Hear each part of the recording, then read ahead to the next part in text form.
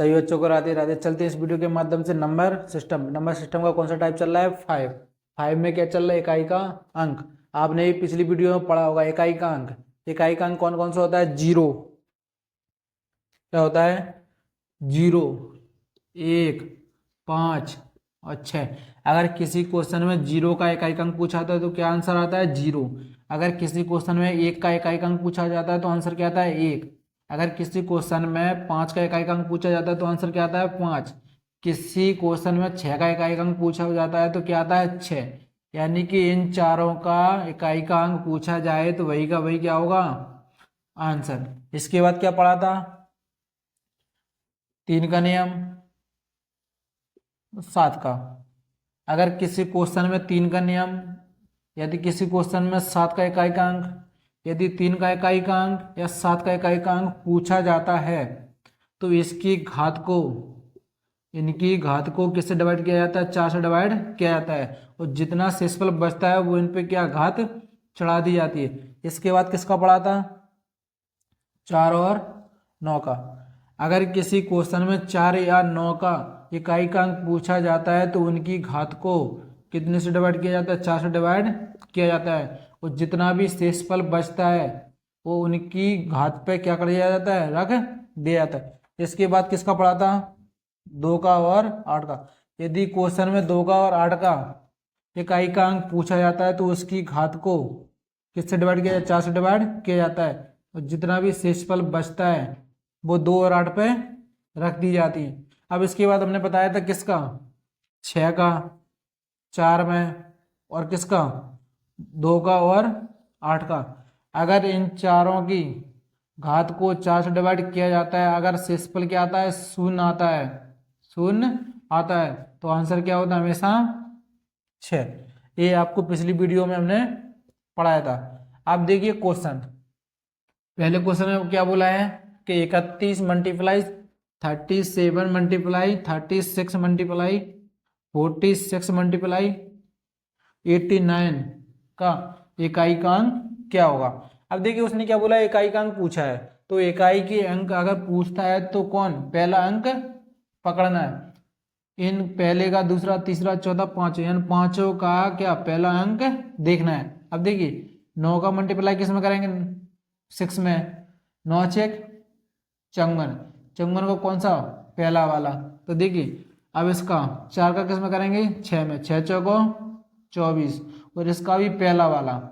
4 सत्ते 28, 28 का भी इकाई का अंक। 8 एकम 8, यानी कि इन पांचों का गुणा करने पर इकाई का अंक क्या आ रहा है? 8 आ रहा है। तो देखिए इसको दो तरीके से भी कर सकते हैं। या तो इनका गुणा पांचों में कीजिए, 31 का गुणा 37 में करेंगे जितना भी आएगा, फिर उसका गुणा 36 में करेंगे, जितना भी आंसर आएगा उसका 46 में करेंगे, और जितना भी आंसर आएगा उसका किस में करेंगे? 89 में करेंगे। और दूसरा क्या होता है कि इन पांचों को 31 मल्टीप्लाई 36 मल्टीप्लाई 46 मल्टीप्लाई 89। अगर किसी क्वेश्चन में इकाई का अंक पूछता है तो सभी क्वेश्चन में इकाई का अंक ओनली पहला अंक लेना है। तो देखिए 9 चेक 54, 54 में इकाई का अंक 4, तो 4 का 6 में करेंगे। 6 चौको 24, 24 में इकाई का अंक 4, 4 सत्ते 28, 28 में इकाई का अंक 8, 8 एकम 8, यानी कि पहले का आंसर कितना आ गया? पहले का आंसर कितना आ गया? 8। अब देखिए दूसरे क्वेश्चन में उसने क्या बोला है? 91, 93, 95, 96 और 97 और 98। आपको भी पता है कि शून्य बनाने के लिए सबसे ज्यादा किसकी जरूरत पड़ती है? 5 की। अगर 5 में किसी सम संख्या का गुणा किया जाता है तो हमेशा क्या आता है? शून्य। अगर मल्टीप्लाई में एक बार शून्य आ गया तो हमेशा उसका आंसर क्या होता है? शून्य। और देखिए अगर 5 में किसी सम संख्या का एक बार गुणा कर दिया जाए तो क्या आता है? शून्य। और मल्टीप्लाई में एक बार शून्य आ गया तो उसका आंसर हमेशा क्या होता है? शून्य। अब देखिए 5 में अगर किसी विषम संख्या का गुणा किया जाए तो क्या आता है? 5। क्या आता है? 5। तो उसका आंसर हमेशा कितना रहेगा? 5। अब देखिए क्या बोला सर, देखिए 1 है, 3 है, 5 और 6 है। आप 5 का गुणा किस में करेंगे? 6 में। कितना आएगा?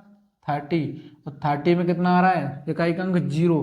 अगर किसी भी संख्या में आप 0 का गुणा करोगे तो हमेशा क्या आता है 0, यानी कि इसका आंसर कितना हो गया 0।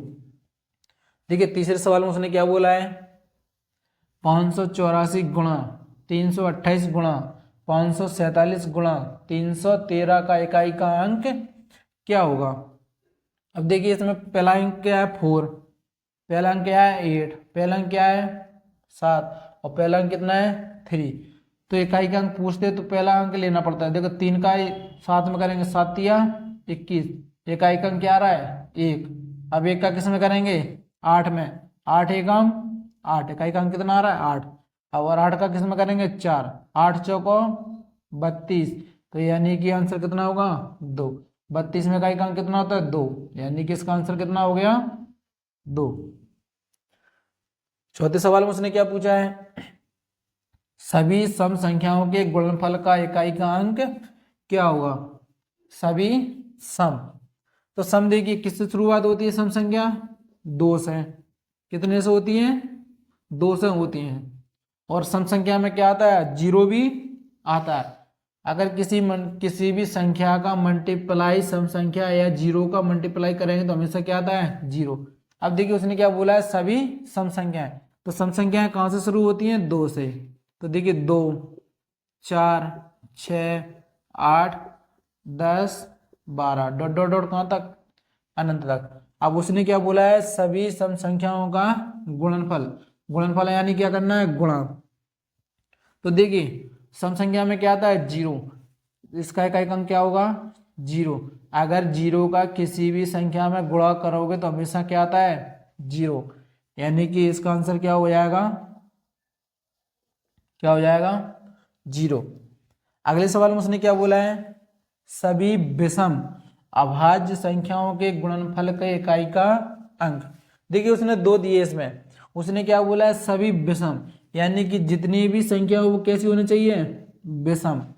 और उसने बोला क्या है अभाज्य भी होना चाहिए। कैसा होना चाहिए अभाज्य भी होना चाहिए। देखिए उसने क्या बोला है सभी विषम, विषम भी बोला है और क्या बोला है अभाज्य भी होना चाहिए। तो देखिए अब लिखते हैं पहले विषम, विषम शुरुआत कहाँ से होती है 2 से, और इसमें कौन सा बोला है अभाज्य, यानी कि पहले लिखते हैं अपन अभाज्य संख्या, तो अभाज्य कहाँ से होती है 2 से। 2, 3, 5, 7, 7 के बाद 11, 11 के बाद 13, 13 के बाद 17, 17 के बाद 19। लेकिन उसने बोला भी क्या है विषम, अभाज्य संख्या कहाँ से शुरू होती है 2 से, लेकिन उसने बोला क्या है विषम, तो विषम में 2 नहीं होगा। अगर विषम सम बोलता है तो क्या आता है 2, लेकिन उसने बोला है क्या है विषम, तो विषम में अपना 2 हट जाएगा। तो शुरुआत कहाँ से होगी 3 से। आपको अभी बताया था कि अगर किसी विषम संख्या में 5 का गुणा किया जाए तो हमेशा क्या आता है आंसर 5। तो देखिए 3 का गुणा 5 में करते 3, 5, 15, इकाई का अंक कितना आ गया 5, 5 सत्ते 35, इकाई का अंक कितना आ गया 5, 11 पंचे 55, इकाई का अंक कितना हो गया 5, 13 पंचे 65, इकाई का अंक कितना हो गया 5। यानी कि किसी भी विषम संख्या में अगर 5 का गुणा किया जाए तो हमेशा आंसर क्या आता है 5, यानी कि इसका आंसर कितना हो जाएगा 5। कितना आंसर हो जाएगा 5। अब देखिए छठवें सवाल में उसने क्या बोला है 1 और 99,999 के बीच सभी अभाज्य संख्याओं के गुणनफल का इकाई का अंक। अब देखिए उसने क्या बोला 1 से लेकर 99,999 के बीच। देखिए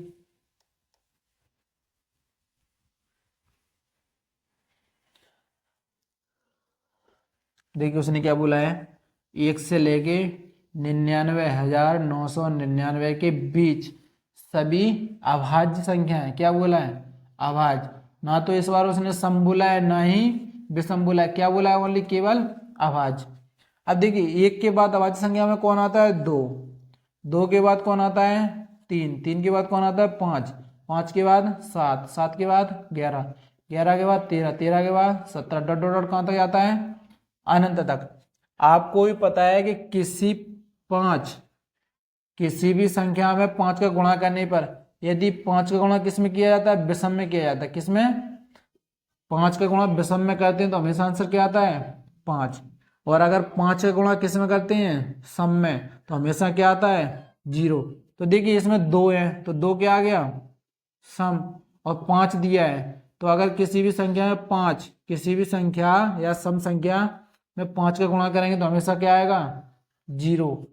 यानी कि इस वाले का आंसर कितना हो गया, कितना हो गया, 0।